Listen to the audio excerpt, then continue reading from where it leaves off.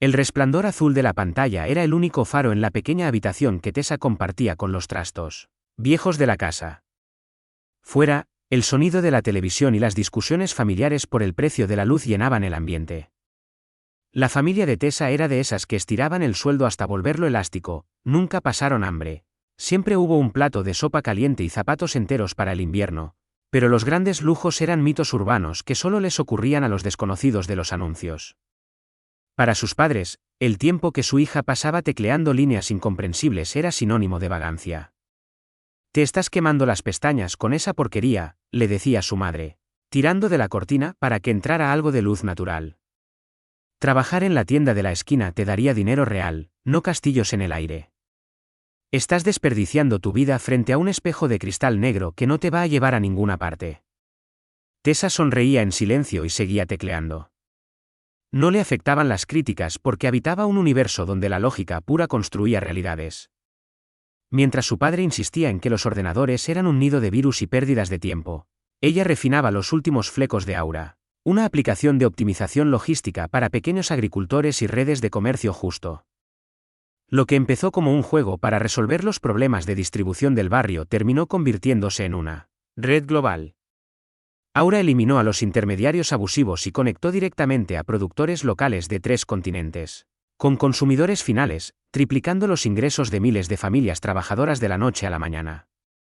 El éxito no hizo ruido en su casa, porque Tessa decidió que el silencio era su mejor armadura. Cuando una multinacional tecnológica llamó a su puerta y le ofreció $70 millones por la patente y la propiedad intelectual, ella firmó los papeles en una oficina gris, transfirió los fondos a una cuenta bancaria de gestión privada y cerró el ordenador portátil. Tenía 22 años y dinero suficiente para comprar el barrio entero, pero decidió que su vida no cambiaría. El dinero mal gestionado destruía las pocas cosas que su familia poseía de verdad, la autenticidad y la paz comunitaria. Siguió vistiendo las mismas camisetas de algodón gastado. Se compró un coche de segunda mano que tosía al arrancar y alquiló un pequeño estudio en la zona baja de la ciudad. Para todos, Tessa simplemente había conseguido un empleo remoto y aburrido como maquetadora web independiente que apenas le daba para pagar las facturas. Fue en esa época de tranquila opulencia invisible cuando conoció a Mike. Él era un hombre de sonrisa fácil, arquitecto técnico en una mediana empresa, alguien que medía el mundo en planos y presupuestos ajustados. Mike se enamoró de la sencillez de Tessa, de su falta de pretensiones y de esa capacidad de ser feliz con un café de máquina y un paseo por el parque. «Me encanta que no seas como las demás, Tessa», le decía él mientras compartían un menú del día en el bar de la esquina. «No necesitas marcas ni apariencias. Eres real». Tras 4 años de noviazgo idílico, Mike se arrodilló en el salón del pequeño estudio y le pidió matrimonio. Tessa aceptó con el corazón desbocado. Sin embargo, la planificación de la boda y la búsqueda de un hogar común se convirtieron rápidamente en un campo de minas. Mike, obsesionado con la viabilidad financiera, pasaba las noches haciendo cuentas en un cuaderno Excel, estresado por las altas tasas de interés de las hipotecas. «Si sumamos mis ahorros y lo que tú puedas aportar de tu colchón, nos llega justo para un piso de 50 metros cuadrados en la periferia, Tessa. Tendremos que pedir un préstamo a 30 años y olvidarnos de luna de miel. Mis padres dicen que es una locura casarse hoy en día. No te preocupes por el dinero, Mike». «Ya saldrá», respondía ella con una calma que a él le parecía irresponsable. El descubrimiento de la verdad ocurrió un martes por la tarde de la manera más absurda e insignificante posible. Estaban en la mesa del comedor revisando los presupuestos del catering para la boda. Mike necesitaba el número de identificación fiscal de Tessa para rellenar un formulario de preaprobación bancaria. Como ella estaba en el baño, Mike abrió el ordenador portátil antiguo que ella todavía usaba. En la bandeja de entrada del correo secundario, que se había quedado abierta por un descuido, resaltaba un mensaje reciente de una entidad financiera internacional. El asunto decía: informe trimestral de activos, cuenta premium personal. Mike frunció el ceño. Pensando que era publicidad o un intento de estafa, hizo clic. La pantalla mostró un desglose de inversiones, bonos del Estado y un saldo líquido disponible que hizo que la habitación empezara a dar vueltas a su alrededor. El número final de la cuenta corriente de Tessa tenía demasiados ceros. $71.412.000. Cuando Tessa salió del baño secándose las manos con una toalla, encontró a Mike pálido, con la mirada fija en la pantalla y el cuerpo rígido como una estatua de sal. ¿Qué es esto?, preguntó él con una voz que no parecía la suya. Tessa suspiró, no con miedo, sino con la resignación de quien ve caer un velo que sabía que no duraría siempre. Es mi dinero, Mike. Lo gané hace unos años cuando vendí Aura, la aplicación de la que alguna vez te hablé. ¿Tu dinero? ¿70 millones? Nosotros contando los céntimos para el menú de la boda, yo sin dormir por culpa de una hipoteca miserable. Y tú tienes una jodida fortuna en el banco. Mike se levantó de la silla, tirando el cuaderno de notas al suelo. Me has estado mintiendo todos los días de nuestra vida juntos. Me has dejado hacer el ridículo planificando una vida de miseria mientras te reías de mí por dentro. Yo nunca me he reído de ti, replicó Tessa, manteniendo la voz firme. Ese dinero es mío, lo generé yo antes de conocerte. No cambia quién soy ni la vida que quiero llevar. Vivir con sencillez es una elección, no una carencia. No te he mentido, simplemente no consideré necesario introducir una cantidad obscena de dinero en nuestra relación. La discusión duró horas y terminó con Mike saliendo del piso de un portazo. Pero el verdadero incendio comenzó al día siguiente. Incapaz de contener la presión y el rencor, Mike llamó a la familia de Tessa para desahogarse, buscando aliados en su indignación. La reacción de la familia de Tessa fue un terremoto de codicia reprimida y reproches acumulados. En menos de 24 horas, el pequeño piso de Tessa se llenó con la presencia de sus padres y de su hermana menor, Clara. «Eres un monstruo de egoísmo», le gritó su madre desde el umbral, ni siquiera esperó a sentarse. Nosotros rompiéndonos la espalda para pagar las reformas del tejado de la casa del pueblo. Tu padre estirando la jubilación con dolores de espalda, ¿y tú guardas millones como un dragón en su cueva? Toda esa porquería de las pantallas de la que nos reíamos resulta que te hizo rica y no has sido capaz de darnos ni un solo billete. Ese dinero habría destrozado la familia, se defendió Tessa, cruzándose de brazos. Si os hubiera dado millones, habríais dejado de trabajar, habríais empezado a competir con los vecinos. Os habríais metido en negocios que no entendéis.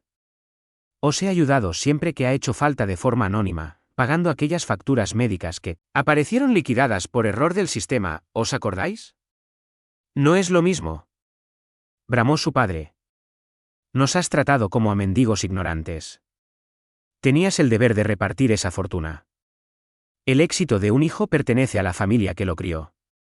En mitad del caos, la boda quedó suspendida en el aire, aunque no cancelada oficialmente. Mike se mudó temporalmente a un hotel, alegando que necesitaba espacio para asimilar la magnitud del engaño y decidir si podía casarse con alguien que le había ocultado su verdadera identidad financiera. Tessa, asfixiada por las llamadas incesantes de sus padres reclamando fondos para saldar deudas ficticias y comprar propiedades suntuosas, buscó refugio en su trabajo de consultoría. Lo que ella no vio venir fue el movimiento tectónico que se estaba gestando a sus espaldas. Clara, su hermana menor, siempre había sentido una envidia larvaria hacia Tessa. Clara era la hija hermosa y sociable, la que sus padres ponían como ejemplo frente a la rareza informática de Tessa.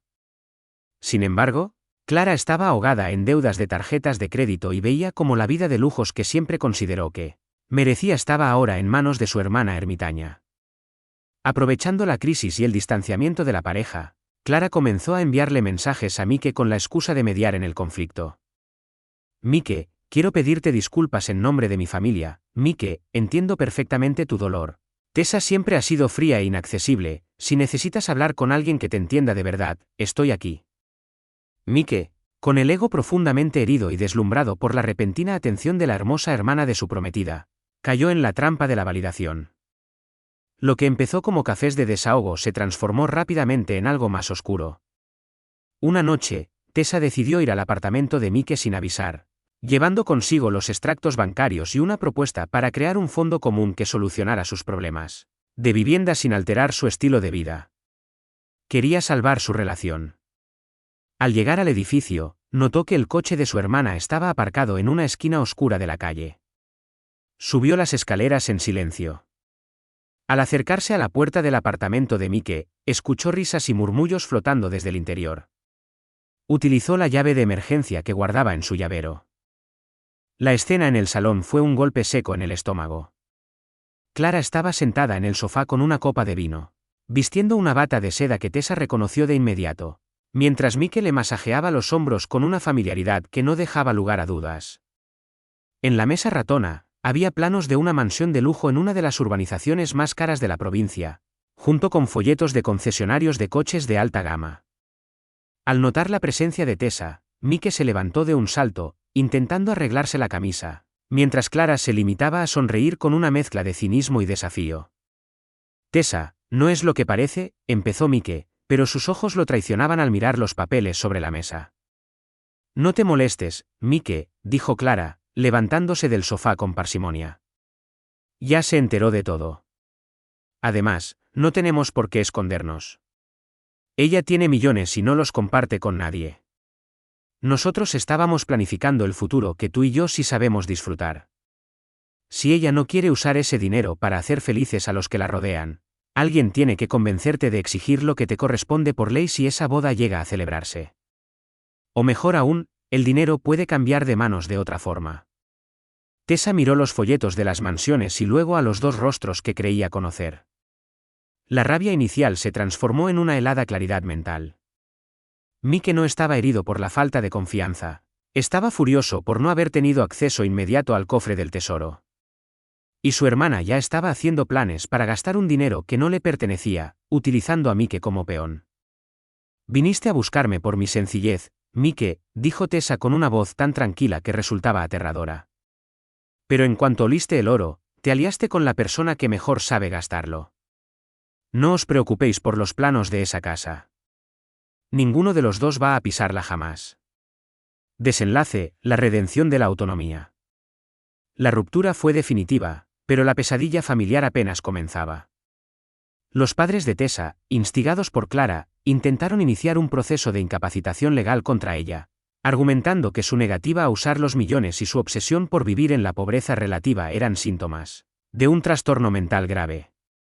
La audacia de la familia con derecho llegó al extremo de presentarse en su piso acompañados por un abogado de dudosa reputación para exigirle la entrega del 50% de sus activos bajo la amenaza de un escándalo público en los medios de comunicación. Tessa los recibió en el salón, pero esta vez no estaba sola. A su lado se encontraba el equipo legal de la firma internacional que había gestionado la venta de Aura. Esto se termina hoy, dijo Tessa, colocando un documento mecanografiado sobre la mesa. Este es un fondo de fideicomiso irrevocable que he creado esta mañana. No hay millones disponibles para nadie. El 95% de mi fortuna ha sido transferido a una fundación global para el desarrollo de infraestructuras tecnológicas en zonas rurales. Ya no existe ese dinero en mi cuenta personal. No podéis demandarme por algo que ya no poseo. Clara abrió los ojos de par en par, revisando los documentos que el abogado de Tessa le extendía. Su rostro se desfiguró al comprender que la mansión de sus sueños se había evaporado. «Estás loca. Has tirado una fortuna a la basura solo por despecho», gritó su madre, rompiendo a llorar de pura frustración. «No es despecho, madre. Es libertad», respondió Tessa. «El 5% restante está blindado para mi jubilación y para emergencias reales. Seguiré viviendo de mi trabajo, tal como he hecho siempre. Vosotros seguiréis teniendo vuestras vidas, las mismas que teníais antes de enteraros de que yo era rica. No habéis perdido nada que fuera vuestro».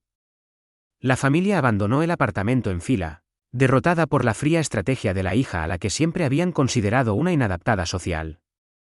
Mike intentó buscarla semanas después, enviándole correos electrónicos cargados de arrepentimiento, asegurando que Clara lo había manipulado en un momento de debilidad y que él seguía amando a la chica sencilla, de la que se enamoró. Tessa no se molestó en responder, bloqueó su dirección de correo y borró el historial.